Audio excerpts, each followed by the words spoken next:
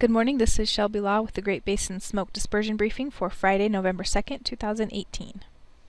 A few areas across the Great Basin have seen some significant precipitation over the past couple of weeks, including southwest Utah and southern Nevada, and portions of the central Idaho Mountains and western Wyoming.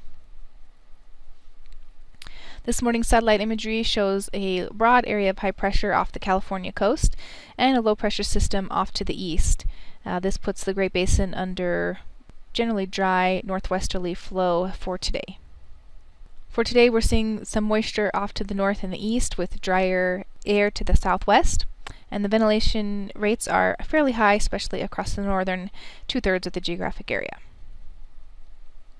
This is due to the stronger winds coming out of the west to northwest over Idaho and northern Nevada and northern Utah, with higher mixing heights in those areas as well. On Saturday, we'll begin to see some more moisture moving in from the Pacific Northwest, particularly into Idaho. Ventilation rates remain high for tomorrow.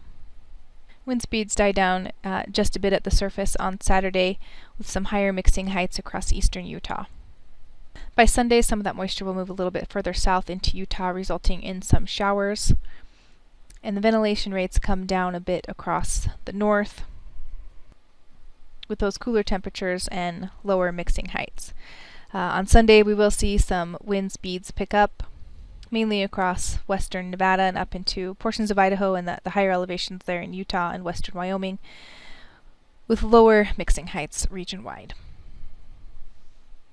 The clearing index forecast for the state of Utah is shown here for the next couple of days. Higher values are expected for this afternoon across northern Utah and continuing tomorrow over eastern Utah, decreasing somewhat on Sunday. The 3-day precipitation accumulations are shown on this map, with the bulk of the moisture coming to the central Idaho Mountains on Saturday and Sunday, and continuing over western Wyoming into Sunday and northern Utah in that time frame as well. Into the first part of next week, we'll see a drier air mass move into the Great Basin under drier westerly to northwesterly flow. Ventilation rates are still somewhat favorable over Idaho and eastern Utah on Monday.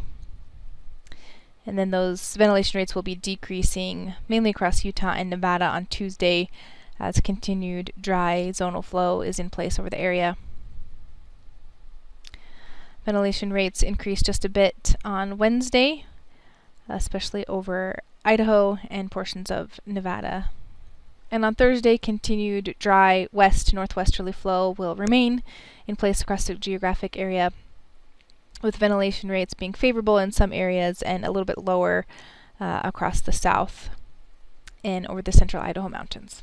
Precipitation accumulation for days 4 and 5 is shown here, with not much to speak of except over the higher elevations of central Idaho and western Wyoming.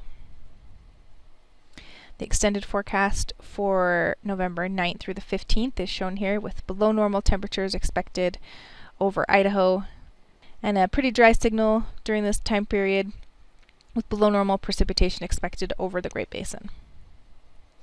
This concludes today's smoke dispersion briefing. Please check back on Monday for the latest updates.